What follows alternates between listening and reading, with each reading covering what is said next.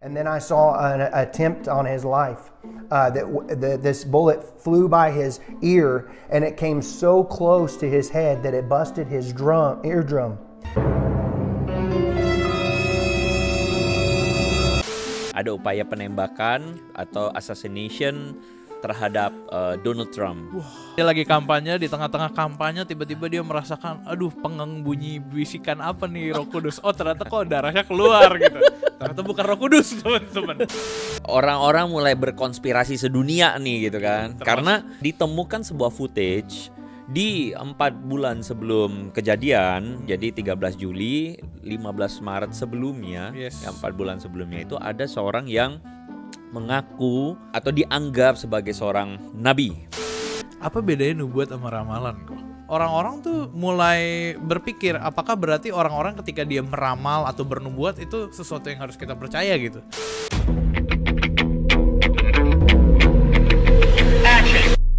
Warga Hello God, teman-teman semua, welcome to Hello God on Topic Hot bareng gue Julius dan Ko Andre Tunggal. Wow, luar biasa. Happy birthday Julius Teja. Langsung banget. Untuk ketahuan teman-teman, hari ini pada saat syuting ini dilakukan, pendeta brewok kita yang jambul dan ini berulang tahun. Happy birthday. Terima kasih banyak. Salaman dulu dong. Oh iya. Dandil teman-teman. bukan. Yes, 20. Jadi send your greetings untuk Julius dan semoga dia boleh dipakai Tuhan. Amin. Makin melayani Tuhan, amin, makin haleluya. Menuhin targetnya Tuhan. Amin, gitu. amin. Target amin. Tuhan loh ya. Target Tuhan ya. Oke. Emang semua tuh di umur 26 tahun ini gue belajar kadang tuh ada apa yang gue ramalkan di 5 tahun yang lalu sama yang gue ramalkan di 3 tahun yang lalu tuh adalah dua hal yang berbeda gitu. Dua-duanya tidak kejadian gitu. Tapi ada nubuat-nubuat yang emang beneran kejadian. Oke. Ini sebelum kita ngomongin topik yang paling cadas ini. Sebagai ini kadang-kadang mesti gantian dulu dong. Gue jadi hostnya. Boleh silakan. Julius, apa target yang berubah ketika lu di usia 26 ini? 26 ini target dengan yang katakanlah berubah. tahun-tahun yang lalu, target apa yang berubah? Target yang berubah, pertanyaan yang bagus nih. Gue nggak biasa kena pressure ini ya. Ditanya dadakan. Cuman gue kalau ngomong target yang berubah itu nanti akan ada relate dengan value yang berubah. Gue suka. Itu penting. Gue suka. Karena kita lagi mau ngomongin apa? Kita ngomongin tentang perjalanan kita menuju kedewasaan. Asik. Kalau dari gue langkah. Mungkin buat gue nggak tahu ya teman-teman ada di fase masa. Cuma kalau gue beberapa kali gue ngerasa yaudah hidup tuh melangkah maju itu udah pasti gitu. Cuman kadang tuh melangkah maju bukan berarti lu sedang melangkah dengan pasti. Nah kalau di umur yang baru gue merenung beberapa kali di beberapa hari belakangan itu tentang langkah yang lebih pasti. Jadi sekarang lu udah ada kondisi-kondisi certain di mana lu melangkah dengan sebuah kepastian gitu aja. Sebuah keinginan untuk melangkah lebih pasti. Belum dalam kondisi itu, berdoa untuk kondisi itu dan berharap kalau suatu nanti di umur yang baru ini gue akan melangkah dengan lebih pasti. Kemana Tuhan yang memimpin. Bagian dari sebuah proses pendewasaan. Yes. Congrats Julius. Keren. Thank you. I'm happy to hear it. Gue juga seneng lu tiba-tiba bring up itu. Sama lah kayak podcast kita yang unik dan gimana Tuhan memberkati, kita suka impulsif dan dadakan. Warna itu tidak hilang. Namanya mendengar suara Roh Kudus. Haleluya, gue suka. Karena setiap hal yang baik itu keluar dari Roh Kudus. Haleluya. Termaksud lu menggelengkan kepala tuh suara Roh Kudus bukan? Gue biasa kalau mulai dengar suara Roh Kudus gue akan gini. Kita tuh ngomongin apa sih? Gue suka deh. Jadi ngomong-ngomong tentang Roh Kudus, peristiwa baru-baru ini terjadi dan menggemparkan dunia. Amerika sebenarnya. Tapi sebenarnya efeknya sampai ke seluruh dunia karena diperbincangkan. Yes, gue suka nih. Balik lagi nih, gue ambil title hostnya. Jelek banget. Yes, jadi teman-teman di Amerika kita tahu sekarang lagi ada OTW Pilpresnya mereka, bener dong. Sekarang kan lagi ada dua kubu ya, yang udah pasti tuh Trump sama Biden dan sebagainya. Lalu terjadi sebuah kejadian unik yang kita semua udah tahu. Dari Demokrat sudah pasti Biden ya? Seharusnya iya nggak sih?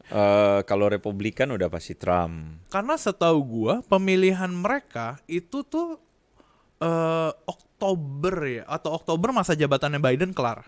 Bukan, dari yang diajukan oleh Demokrat. Oh yes, maybe. Gua nggak terlalu, gua nggak itu. Dengar-dengar katanya ada mau ganti. Oke lah, nggak penting. Ya itulah, pokoknya oke, intinya itu masalah hidup mereka. Ya, terus.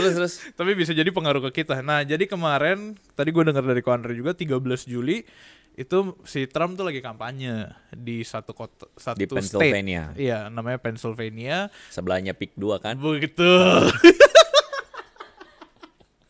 Betul sekali. Sebelah PIK 2. Gue suka yang di rumah di pojokan itu. Yang bundaran itu dia lagi kampanye situ. Teman-teman cari ya di Google Cluster Pennsylvania. Nah, Trump di situ tuh kampanyenya. Oke, lanjut. Di US ya, tolong Iya. jangan terlalu lugu mendengarkan kita. Iya, jadi dia lagi kampanye, di tengah-tengah kampanye tiba-tiba dia merasakan, aduh, pengen bunyi bisikan apa nih Roh Kudus. Oh, ternyata kok darahnya keluar gitu. Ternyata bukan Roh Kudus, teman-teman. Jadi dia mau ditembak gitu. Untungnya Ya, jadi ada upaya Secret Service pembunuhan sana ya, diduga kuat dan kayaknya memang hampir bisa kita bilang begitu ya. Ada upaya penembakan atau assassination terhadap Donald Trump. Wah, keren. Assassination yang gagal dan si penembak udah dihukum mati di tempat, ditembak mati lah ya, ditembak mati. Upaya defense. Lu baca berita itu secara detail nggak? Gua nggak secara detail, tapi gua tahu itu kejadiannya hari Minggu. Saturday Saturday Tapi sana. kitanya Minggu. Karena Ya. dibahas di gereja. Di gereja teman-teman Apa, lagi di khotbah? dibahas. Enggak. Oh, enggak. Di ya lu tau lah lagi persekutuan tiba-tiba Donald Trump ditembak. Tapi kan kena kuping. Untung Iya, gitu. iya. Kenapa berita detailnya kenapa? Berita detailnya itu yang gue pengen tahu, mungkin teman-teman gue agak miss nih. Itu Yes. Thomas Pembunuh. tersangka pelaku penembakannya adalah Ya. Thomas Crook ya, seorang pemuda Pemuda loh. dan dia meninggoy kan. Jadi dia meninggoy itu maksudnya tuh langsung tahu gitu ya dari Secret Service atau apa FBI begitu. Langsung tahu gimana caranya ya. Arah penembakannya Arah peluru langsung tahu, langsung gimana. Wah, itu sih kayak next level. agak next level gitu ya. Next level banget itu. Soalnya kan kita di Indonesia nggak biasa nggak sih dengan yang kayak gitu. Nggak tahu deh ya, bukan mau yang nggak ngerti deh. Kita Iya, nggak soal nggak first tahu. impression gue teman-teman adalah ketika kasus ini booming, ya itu kayak di TV-TV banget. Iya. Apalagi film-film Amerika, film-film kan, Amerika banget gitu. Tapi anyway gini ya, usaha untuk pembunuhan, waduh ini kok katanya terlalu vulgar. Iya, gue suka. Penembakan kepada Bro Donald. presiden Amerika itu sebenarnya sudah beberapa kali. Yes, betul. Ya kan, Sejarah sebelumnya membuktikan. Theodore Roosevelt itu Terus pernah. ada Abraham Lincoln. Ya, terus kemudian Kennedy dan sebagainya itu kan beberapa kali, dan ini kali ini terjadi lagi kayak kepada Trump. Dan sebenarnya yang bikin kita mau bicarakan ini teman-teman adalah bukan karena kami ini pendukung Trump. bisa lo dia. Gue kalau boleh usul Jul, nanti mungkin kalau lo agak sudah bapak-bapak punya anak, rambut lu jambul lu bikin kayak Trump udah boleh tuh. Gitu ya. Kan lu jambul lu gini kan. Gini. Sekarang nanti jambul lu Ini gini. Oh, kayak iya, Trump. iya, kayak Trump. Iya kan. Jadi presiden juga nggak? Siapa Ya, tahu? Siapa tahu? Siapa tahu? Who knows? Who Yes. knows gitu loh. Langkah yang lebih pasti dari Tuhan teman-teman kayak tadi. Iya. Lanjut. Kalau lu jadi presiden, kalau lu nanti maju untuk calon presiden, nanti gue yang dukung lu. Calon pendeta masih memungkinkan lah. Calon Nanti presiden. gue akan doakan lu. Oh, gitu. Waktu lu ambil sumpah jabatan pakai Alkitab. Nanti gue undang ya. kan bisa pilih kan siapa. Nanti gue undang ya. Pak Andre tolong datang ya. Udah bukan call lagi, udah Pak, kita sama-sama bapak.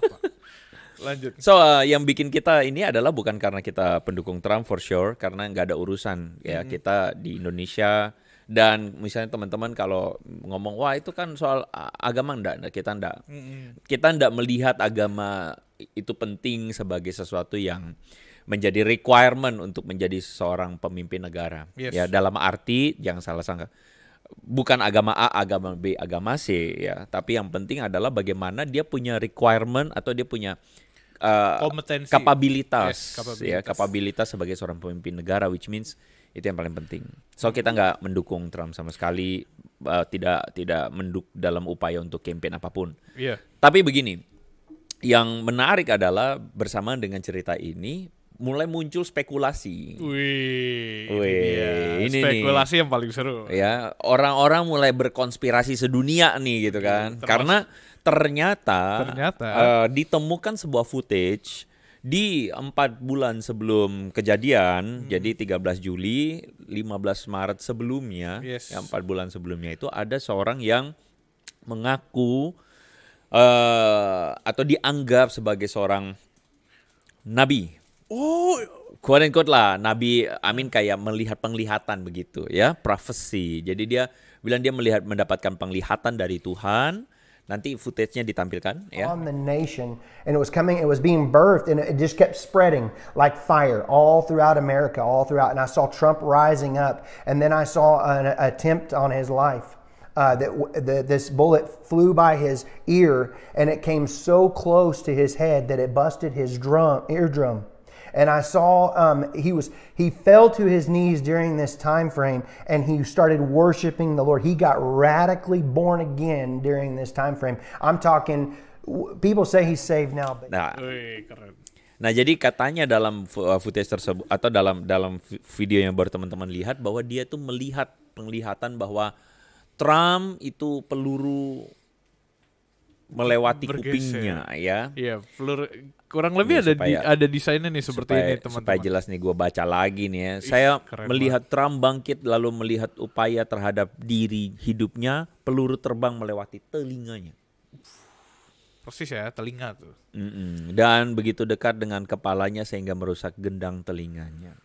Oke, dalam konteks dari apa yang disampaikan oleh orang tersebut adalah dia melihat penglihatan dan setelah itu kejadian itu dia melihat bahwa Trump terpilih. Yeah. Lalu kemudian setelah Trump terpilih, lalu kemudian terjadi sebuah resesi atau depresi whatsoever. Lalu kemudian di situ Trump memohon pertolongan Tuhan, gitu ya. Berdoa kepada Tuhan. Terus Tuhan Yesus turun nggak? Diperdebatkan. Bagaimana ya? Belum tentu. Tapi dalam perkataan atau dalam obrolan itu arah obrolannya adalah ya akhir zaman sudah dekat akan terjadi. Gitu. Jadi, maksudnya gini, yang membuat kita karena Hello God, kita kan tidak ada upaya sama sekali untuk melihat perspektif politik atau apa, tapi kita melihat dari bagaimana orang Kristen melihat ini semua kan. Ternyata ada nubuat nih gitu. Dan nubuatnya itu kayaknya most likely cocok. Most likely cocok dan align gitu ya. Dia sempat sebut nggak bulannya apa? Bulan Juli itu. Sejauh yang gue tahu enggak. Oh, mungkin dia juga sebut kali bulan Juli akan kalau bulan Juli, kalau dia sebut bulan Juli sih itu kayak gila banget ya. Dua kebetulan yang terlalu kebetulan, bro, gitu. Cuman kebetulan pertama aja tuh udah susah dianggap kebetulan karena udah kejadian dan benar. Mungkin setelah ini orang-orang juga akan mikir, wah, berarti bisa disetting tuh, orang-orang nonton videonya duluan. Oke, kita ngomong kemungkinan settingan dulu ya. Kemungkinan setting ya. Settingan nggak?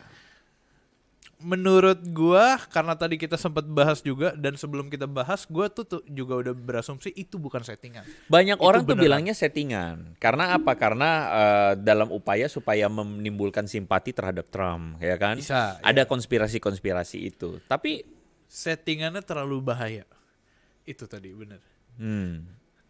Kalau mau settingan pun teman-teman kayak di TV-TV, at least dia di badan, dia di tangan, di suatu tempat yang nggak vital lah. Ya, jadi maksudnya settingan ini adalah teman-teman kalau Trump ditembak tujuannya adalah supaya untuk pokoknya settingan dengan tujuan apapun lah itu. Yes. Misalnya untuk menimbulkan simpati. Ya, kalau cuman sandiwara ya tembaknya jangan kepala dong gitu.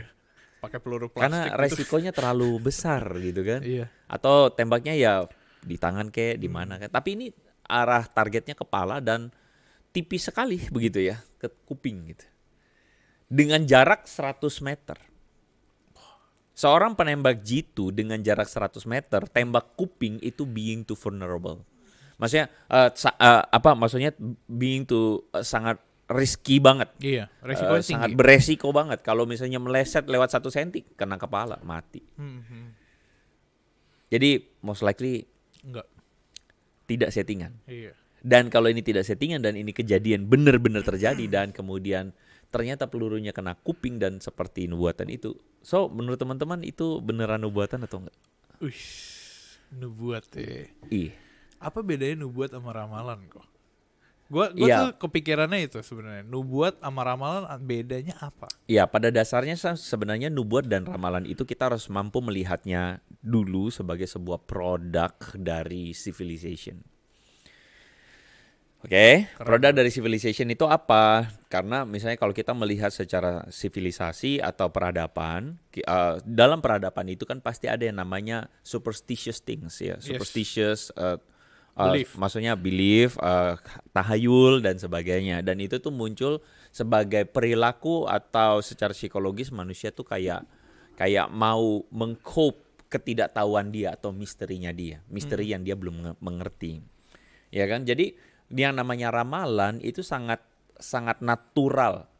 Perhatikan baik-baik ya. Gue tidak pakai kata supranatural, tapi gue pakai kata natural karena itu kita mampu memahaminya sebagai cara manusia untuk mendefinisikan ketidaktahuan dia akan sesuatu. Terutama berhubungan dengan masa depan. Makanya di dalam peradaban itu ada yang namanya ramalan-ramalan tentang masa depan, ramalan apa. Dalam budaya kita misalnya orang-orang Chinese misalnya ada yang namanya Hiyo. Bukan hiyo. Bukan. Jul masa lu kagak tahu. Nggak tahu, gue nggak pernah pakai. Oke, disclaimer, Julius Teja berasal dari keluarga Kristen yang sangat Kristen banget. Gue harus lebih explore nih kayaknya. Jadi ada namanya Kwamia. Kwamia. Pernah denger dong? Nggak pernah, sama sekali nggak bohong. Baby pernah dengar? Bahasa lainnya apa? Kwamia. Keluar biasa tuh ada kayak tiang, stick ya. Terus nanti apa dibacain gitu. Iya, dalam budaya yang lain, misalnya budaya Gypsy kan tarot, kartu tarot gitu kan.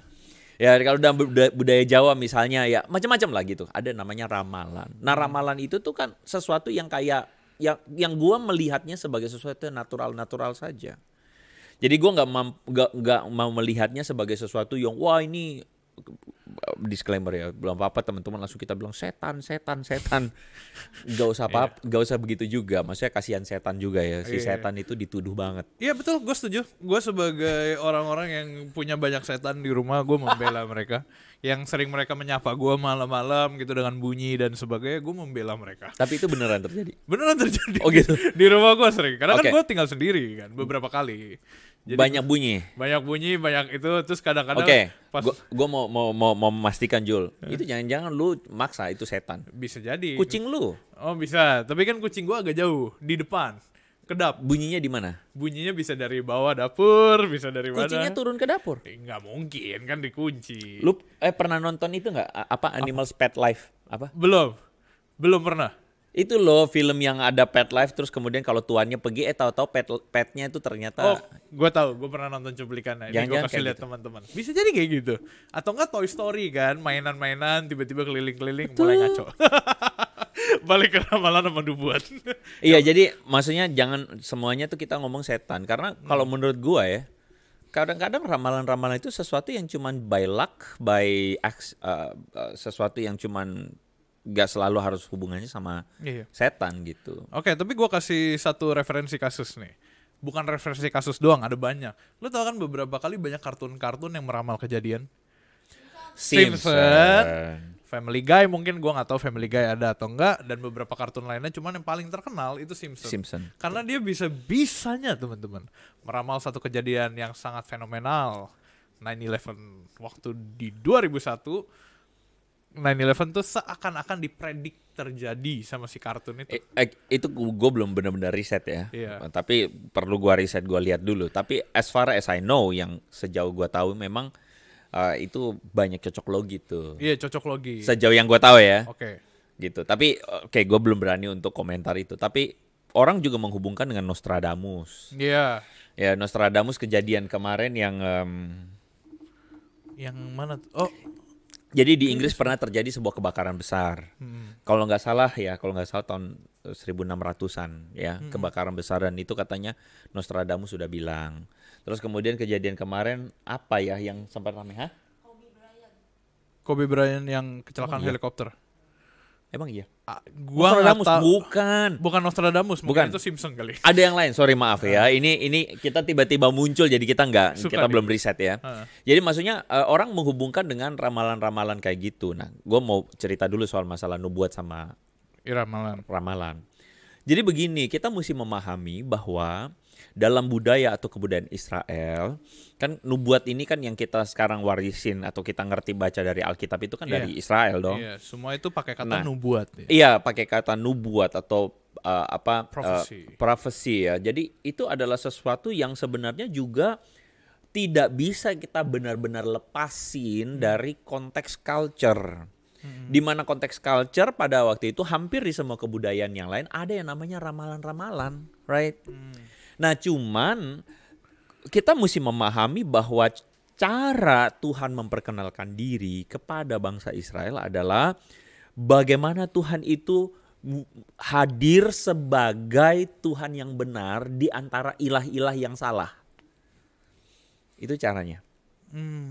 Paham ya? Paham. Jadi Tuhan itu hadir sebagai Tuhan yang benar, atau boleh kita anggap Allah, ilah yang satu-satunya di antara ilah-ilah yang dikenal oleh orang Israel pada waktu itu. Oke. Yeah. Kalau dianggap ilah yang benar atau Tuhan yang benar, maka dia pun akan membuktikan dirinya menggunakan cara pikir salah satunya orang-orang pada waktu itu. Konteksnya berarti ini perjanjian lama. Perjanjian lama nih, ya. Jadi cara pikirnya orang Israel kan waktu itu adalah misalnya dewa-dewa melakukan mujizat atau memberikan kesuburan, atau salah satunya juga melalui ramalan. Nah, jadi bangsa Israel yang masih belum kenal Tuhan ini harus mengenal Tuhan, terbuka matanya melihat Tuhan yang benar. Melalui apa? Ya melalui nabi yang bernubuat. Seperti prophecy itu, dan ternyata nubuatannya benar. Nah, gitu. Oh, berarti ini nabinya benar. Kalau nabinya benar berarti Tuhannya benar gitu. Paham ya? Oh, keren. Itu keren tuh. Gua ngerasa digambarinnya tuh pas gitu ya. Iya.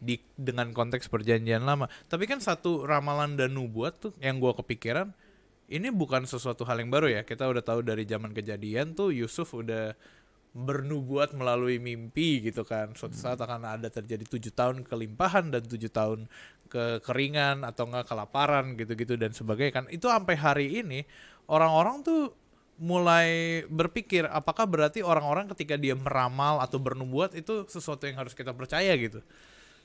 Misalkan, iya, makanya sekarang begini, problemnya adalah kita tidak punya sebuah alat ukur at the time untuk membedakan mana yang benar mana yang salah. At the time.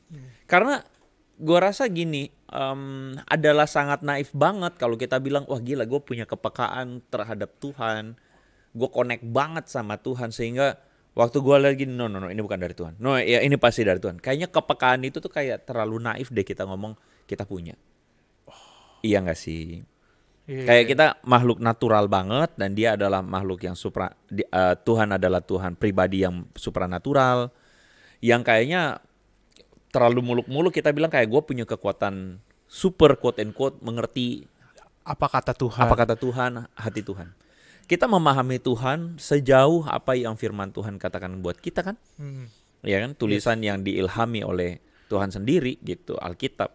Sejauh itu kita memahaminya dan sejauh apa yang Tuhan Yesus ajarkan dan hidupi, itu yang kita pahami sebagai apa yang menjadi isi hati Tuhan atau pikiran Tuhan, kan gitu kan. Tapi selebihnya soal masalah Kejadian, gue bernubuat buat lu nih Jul ya, nanti jambu lu dipangkas 3 cm.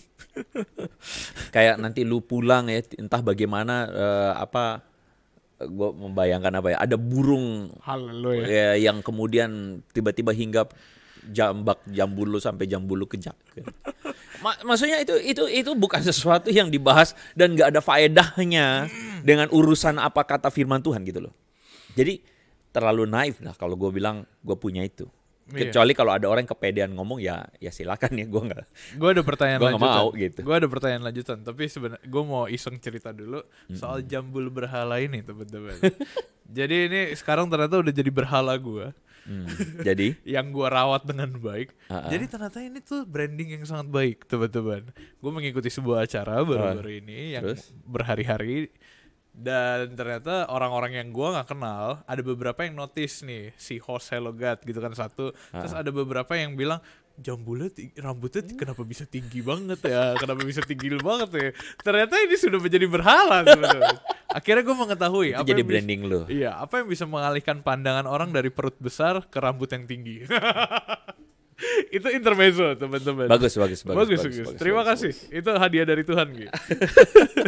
Cuma kalau kita balikin nubuat sama ramalan, tadi kan lu sempat cerita tentang suara isi hati Tuhan, dan kalau kita mau tahu dan percaya kata Tuhan ya kita lihat firman Tuhan. Kalau gitu sekarang dengan begitu banyak ramalan berseliweran yang benar dan yang salah, gimana cara orang-orang kita orang-orang percaya tuh membedakan mana yang benar mana yang salah? Kalau gue bilang bukan benar dan salah, gue bilang benar dan cocok logi. Cocok logi. Iya, ya ada yang benar, ada yang cocok-cocok. Berarti udah pasti ada yang benar dong. Gini dulu. Sekarang pertanyaannya begini. Apakah sampai sekarang masih ada nubuat?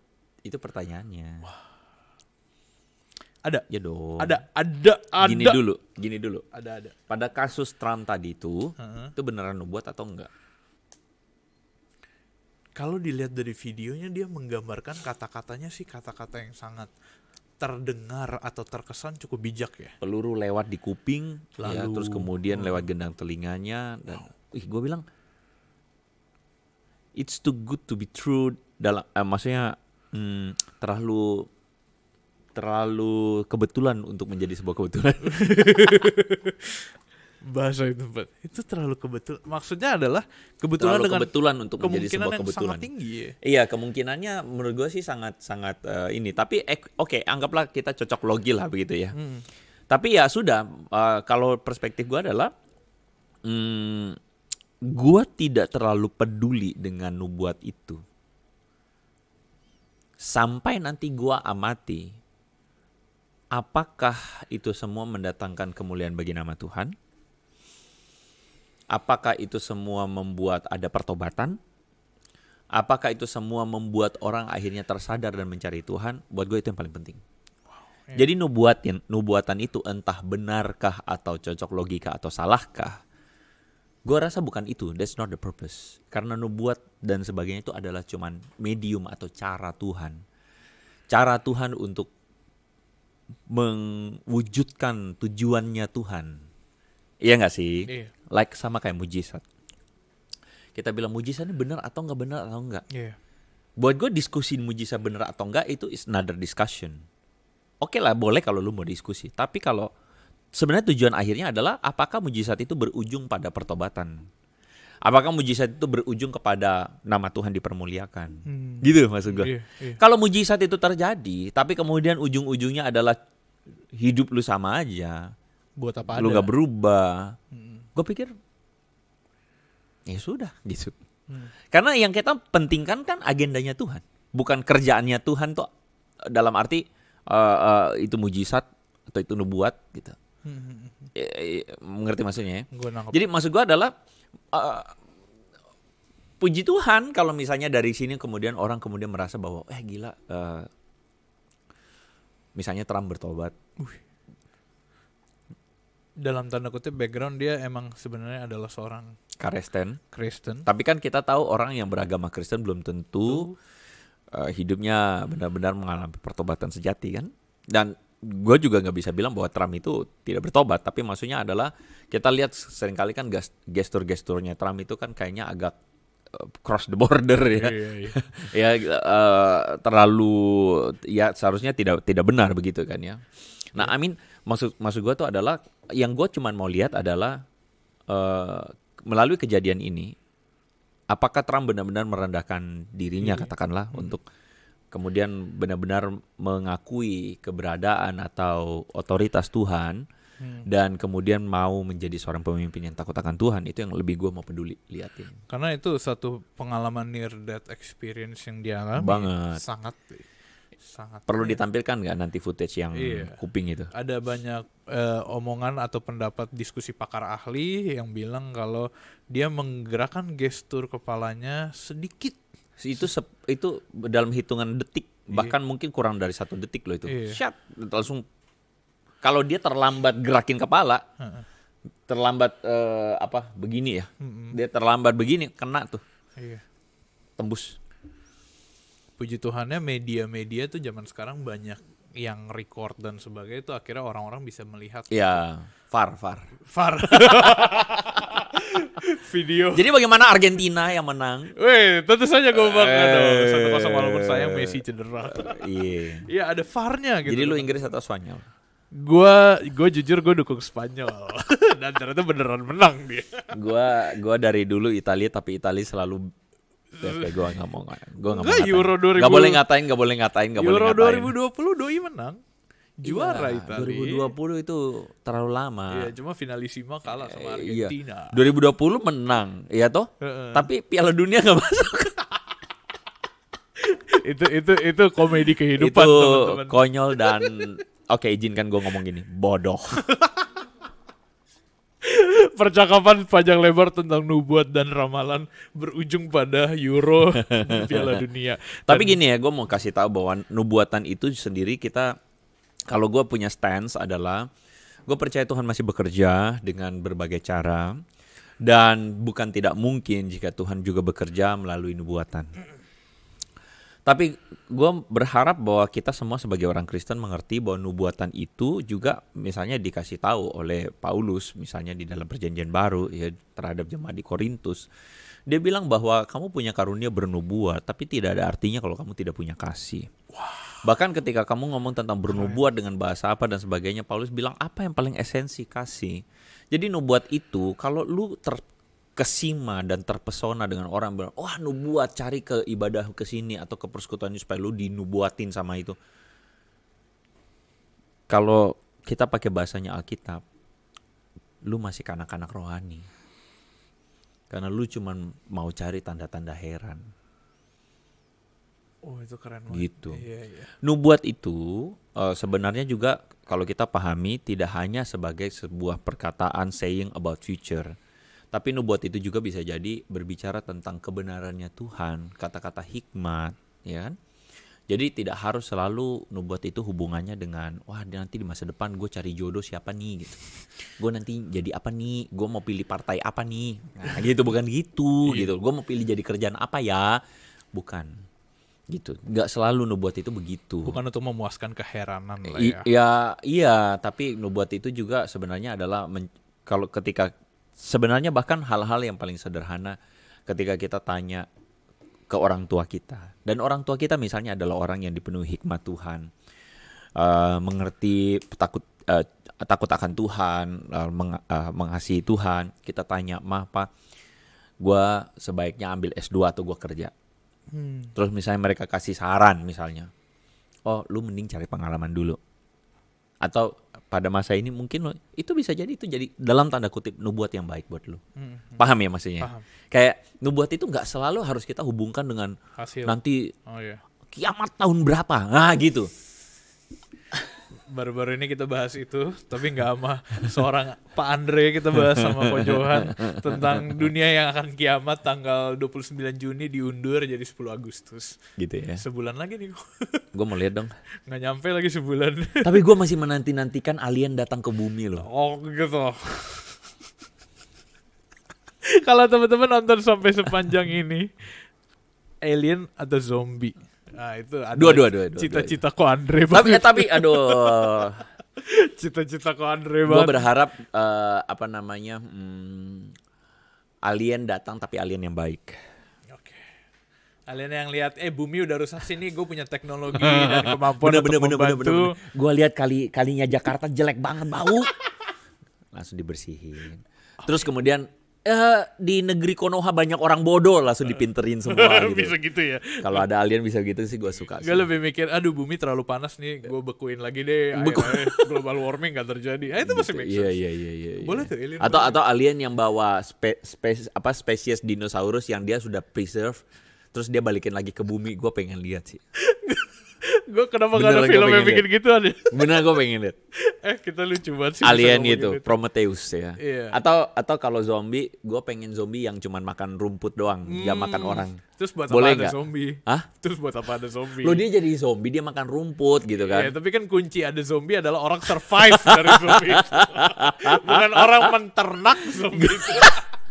Jadi gini jadi gimana caranya zombie itu menyebar ke manusia? Oh iya. Nah, jadi zombie itu makan rumput, rumputnya dimakan sapi. Oh, gitu. Terus sapinya dimakan manusia, manusia jadi zombie makan rumput gitu. Gue gak mau cut 1 detik pun. Karena menurut gue percakapan ini terlalu lucu. Kita tadi bahas apa? Alien dan nubuat. Trump nubuat dan sebagainya. Oke, balik ke topik teman-teman. Kegilaan Andre Tunggal kelihatan ya. Gak apa-apa. Kenapa gue cuman mau gitu, teman-teman, itu mungkin agak aneh, halu dan gak jelas ya. Cuman somehow gue melihat bahwa dunia butuh di reset sih. Thanos ya. Iya, gak Thanos lagi. Ya udahlah. Dunia butuh di reset. Gue sepakat dengan ide itu. Sepakat bahwa dunia kita tuh terlalu banyak haluan, kekacauan. Bukan kekacauan ya, kayaknya konstruksi sosial dunia kita itu butuh di reset ulang. Ada banyak konstruksi yang sudah keliru. Contohnya orang di TikTok kasih giveaway-nya sampai jutaan mau ngalahin Mr. Beast itu. Oh iya, bagus. Kok kita nggak dapet? Enggak, gue nggak nyalahin si Willy Salimnya. Maksudnya Willy Salim itu adalah, menurut gue adalah korban dari budaya yang sudah terbentuk. Willy Salim itu korban buat gue.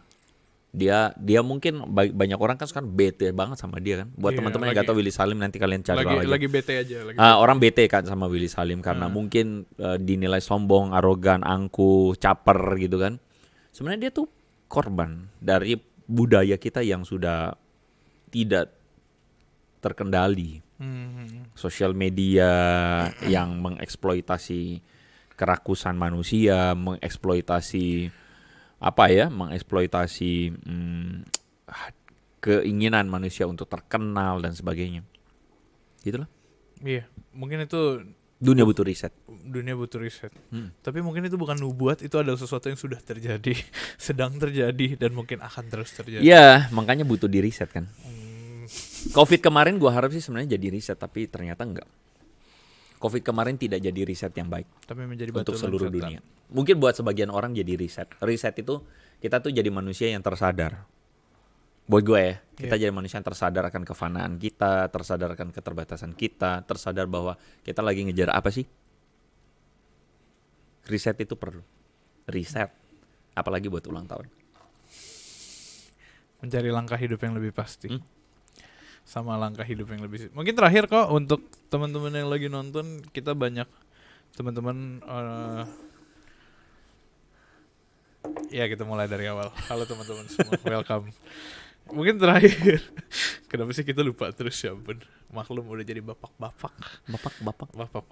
Nah cuma mungkin terakhir untuk teman-teman yang lagi nonton, khususnya tentang bisa dulu ya. Terakhir buat teman-teman yang lagi nonton, khususnya tentang orang-orang yang terlalu percaya dengan nubuat, terutama banyak gue tahu narasi kedatangan Tuhan Yesus kedua kali. Kalau Tuhan Yesus akan datang memulihkan bumi, yang akhirnya membuat kita skeptis terhadap hal-hal seperti itu gitu. Cuma kan kita tahu bahwa ada hal yang benar, ada hal yang salah gitu. Cuma kan masalah hal yang salah ini udah terlalu merajalela gitu, supaya kita nggak salah pilih lagi gitu loh. Atau enggak gimana cara kita orang-orang percaya ya kita bisa memilih mana yang baik mana yang enggak.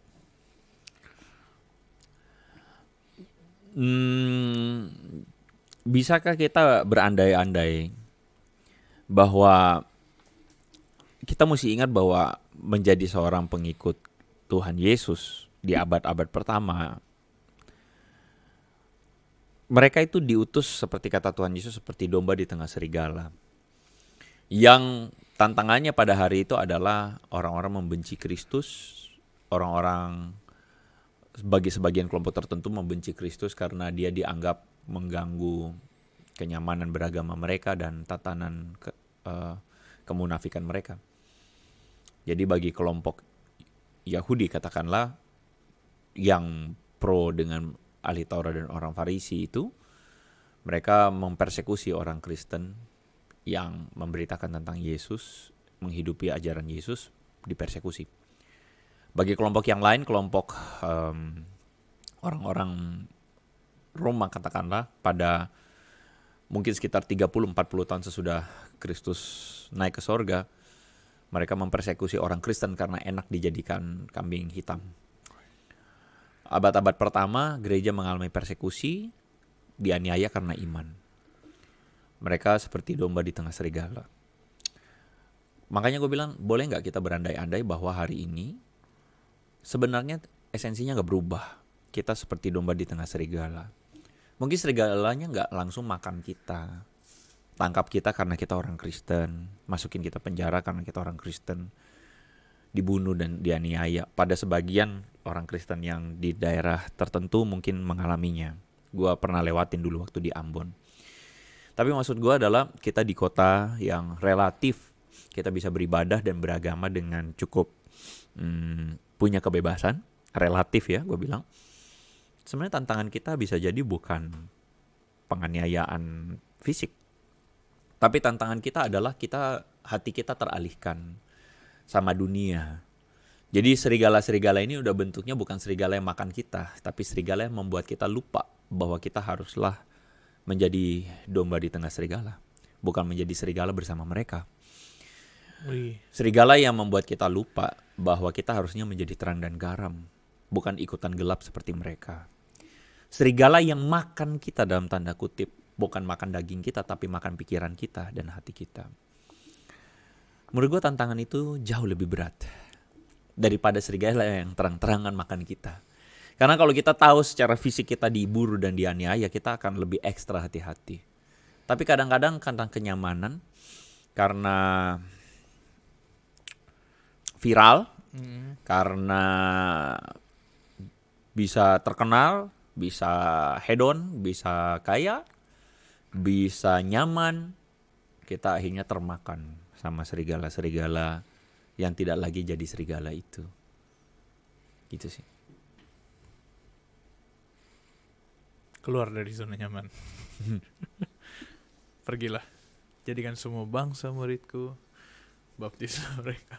Dunia ini sangat kompleks ya. Ini sangat kompleks. Indah, susah sekali untuk dibahas di dalam 40 menit podcast Hello God on Topic. Sudah 40 menit ya. Atau udah 110-an lebih episode teman-teman semua.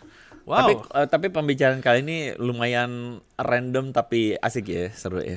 Thank you loh. Gue merasa itu sebuah ucapan syukur untuk penyertaan Tuhan di podcast kita tercinta. Ada banyak tantangan dan juga hal-hal di luar sana. Ada banyak omongan-omongan juga di luar sana. Tapi kadang ketika gue melihat ada orang-orang yang mengucapkan terima kasih, sudah bikin konten, terima kasih, sangat memberkati dan sebagainya, gue merasa itu bukan kita, itu Roh Kudus. Iya. Dan thank you teman-teman semua untuk supportnya. Wow, selama ini. Dan semoga kita doakan terus, Tuhan terus pakai. Jika Tuhan terus berkenan. Haleluya. Semoga kita terus memperkenankan hati Tuhan. Amin. Gue merindukan supaya ini buat teman-teman yang nonton Hello God on Topic sampai akhir ya. Terima kasih. Karena pasti Anda adalah orang terpilih karena nggak semua nonton sampai akhir. Gue merindukan sebuah dunia yang itu yang tadi gue bilang. Musuh kita adalah musuh yang tidak terlihat. Bukan gue mau sengaja mau kayak ngeroh-ngeroh gitu. Tapi maksudnya musuh kita tuh musuh yang tidak terlihat hari ini. Musuh yang kelihatan yang langsung mempersekusi nyawa kita, jasmani kita itu gampang untuk direkognisi. Tapi kalau musuh yang tidak terlihat yang mempengaruhi pikiran dan hati kita itu tidak mudah untuk direkognisi, dikenali. Dan gue yakin media adalah salah satu bidang lahan yang sedang terjadi peperangan di dalamnya. Peperangan ya. Sehingga doakan teman-teman bahwa suatu saat di masa depan suatu saat dan waktu dekat ada nubuat dari Ko Andre. Akan ada media-media pelayanan yang akan lebih masif bergerak di media. Amin. Yang kita harapkan